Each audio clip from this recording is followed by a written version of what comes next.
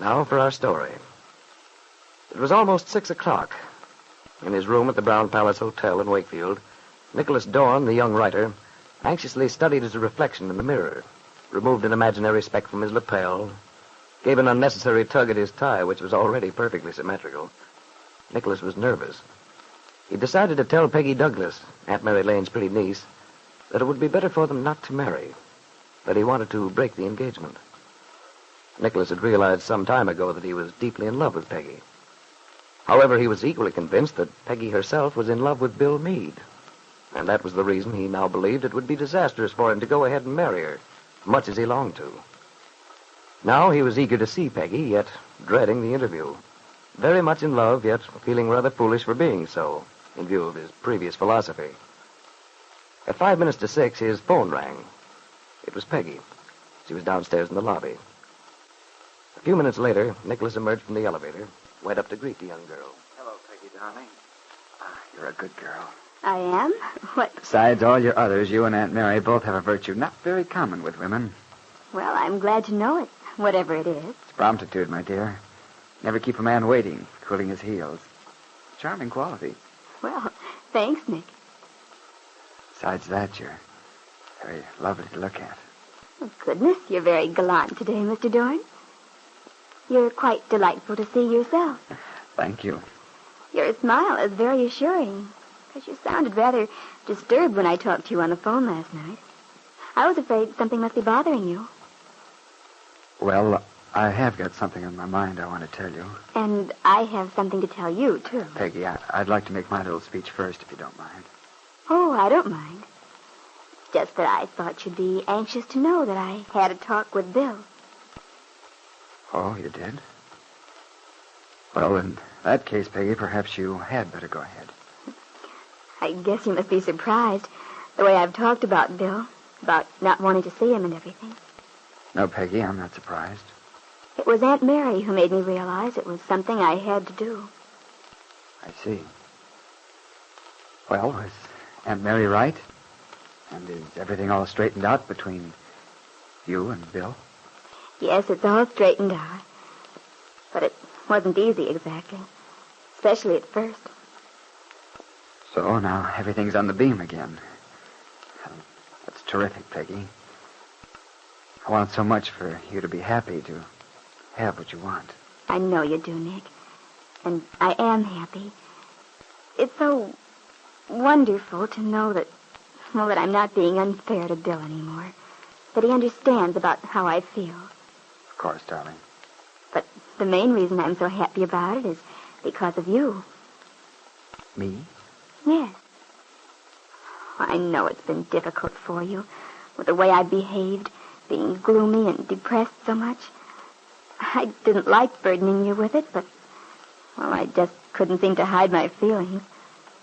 This way, now that I've told Bill that you and I are getting married, explain to him why that's the best thing to do. Peggy, wait a minute. What's the matter? Well, maybe I'm a bit slow, but you mean you told Bill that you and I are going to be married? Why, yes. That's what I've been telling you. Oh, don't you think I should have? Should have? Why, yes. I mean, I suppose so. That is, well, I'm not sure. Nicholas, what on earth's the matter with you? Nothing. Nothing, But you're acting so strange. Oh, don't pay any attention. You know how it is, the happy bridegroom. I understand men always get a little slap-happy just before a wedding. Well... But, Peggy, I interrupted you. What's the rest of the story? There is more, isn't there? How did Bill feel about this announcement you made? Well, at first he didn't seem to understand. I can imagine. But I told him why I knew. I explained to him that it would be impossible for us, for Bill and me, to ever go back. We couldn't ever recapture what we had once. And so we should each go ahead and build new lives for ourselves. And you convinced him? I think so. Poor Bill. Why do you say that? I was just thinking he must be feeling pretty low about now. Well, I don't suppose he's exactly joyful. But, well, that's only natural. Seeing someone you used to care for. I'll admit it was hard on me, too.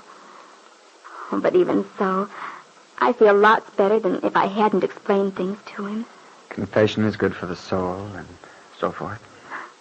Yes, I suppose that is it in a way. I mean, it always makes you feel miserable when you know you're in the wrong and just hate to admit it. Oh, sure. Aunt Mary made me see that very clearly. She always makes good sense. Peggy, did Bill tell you anything about his plans? Yes, he did, Nick. He said he's going to go ahead and get a divorce. And then he wants custody of his son, too. Guy's really got his chin way out, hasn't he? You know, I'm sort of ashamed of myself. I've said some pretty ugly things about Meade. I'm beginning to realize that he's okay. He is, really, Nicholas. You'd like him if you ever got to know him. Yes, I think I would, Peggy. At least we have certain things in common. Yes, you have. You're both sensitive, intelligent, and you try to be fair about things. Strong. Sensitive for sure. Intelligent, maybe. Peggy, in regard to one Nicholas Dorn, I'm afraid the strong part is out. I don't see why you say that. You've always stood by what you believed. I have so far, maybe. But Well, then it's not likely that you'll change at this late date. I'm not so sure. Nick, Yeah, Peggy? are you sure something's not bothering you? No, everything's wonderful. Nick, I have a feeling you're unhappy. I don't understand it because I thought you'd be so glad to know I'd made everything right between Bill and me. Because it makes a difference about us, too. Remember the day we quarreled after Jessie came into the coffee shop? Yes, I remember very well. And you said a man doesn't want his wife looking moony-eyed every time she hears someone mention another guy's name? Or words to that effect? Did I say that? I just mean that now you don't have to worry. We know exactly where we stand with each other. There's no more confusion, no loose ends to worry about. But, Peggy... So now there's nothing to stand between us at all. We can go ahead, start building our new life with complete understanding. Aren't you glad, Nick? Look, Peggy, Yes, Nick? Peggy, let's go have dinner, huh? Maybe we can drive out to that new place on the way to the lake. We'll celebrate. All right. That'd be nice, but... Don't you want to? We'll do anything you like. No, that's all right, but before we start, wasn't there something you wanted to tell me? Oh, it wasn't anything important. I've forgotten what it was. But, Nick, you even called on the phone to be sure I'd be here. Can't you remember? Was it something about the wedding? The wedding? Why, what makes you say that? Well, I mean, maybe something about the arrangements. Oh. No, darling, everything's all set. And you're sure there isn't something you ought to tell me tonight? Yes, I'm sure. Nothing to tell you tonight. Tonight, let's eat, drink, and be merry. For tomorrow... Tomorrow? Oh, let's not worry about tomorrow. If we don't, maybe it'll take care of itself. Peggy looked at Nicholas searchingly. She was certain that he was keeping something from her, but she had no idea of the actual truth. That Nicholas had meant to tell her he felt they should call off their engagement. At the last minute, he found he couldn't find the words. Now, although he was relieved, he felt guilty, ashamed that he hadn't the nerve to say what he knew he should. He was only postponing something he still must face.